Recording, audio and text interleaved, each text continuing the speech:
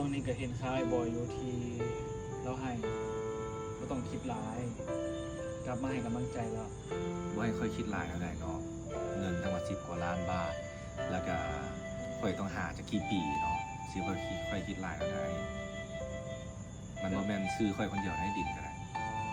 ไปเวียกเด้ไปไทยเราไปเที่ยวเวียกเด้กลับมาเลยมีแต่ว่ากลับมาครั้งนี้ก็มีแต่สิเคลียร์นำกันหาเรื่องดินเนาะคนที่มีหลายๆคนเว้าว่าไอ้บอยนั่งให้อยู่ตัวเองก็เที่ยวสบายใจคือที่ซันไปไทยก็คือไปล้มเรื่องเวียกของการเฮ็ดแบรนด์ตัวใหม่เด้อก็ขอโทษหลายๆเด้อที่เมื่อนั้นเนาะบ่มาช่วยไอ้บอยเพราะว่าคิซันก็ยังอยู่ไทยอยู่ขอโทษทุกคนมันบ่แม่นจบตอนให้ได้ทุกคนเนาะมันหาก่อนเริ่มนะเนาะแม่นมาหาก่อนเริ่มที่เราจะต้องดำเนินตามขั้นตอนเนาะที่จริงนะเรื่องมันลงง่ายๆเนาะเรื่องดินเนาะค่อยขอแค่ให้ได้แบตเตอรี่ครบหรือบอกระทรงเงินค่อยคืนเท่านั้นเนาะบ่ได้ยากเลยเนาะค่อยสู้มาฮอดทุกมื้อนี้เนี่ยแต่ว่าต่อไปนี่ก็คือยอมกันบ่ได้ละเนาะต้องสู้ให้ถึงที่สุดเนาะแต่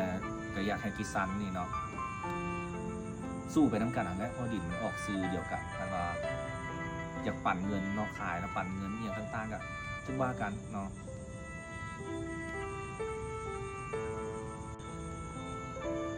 แล้วก็ทุกคนเด้ออย่าลืมฝากอุดหนุน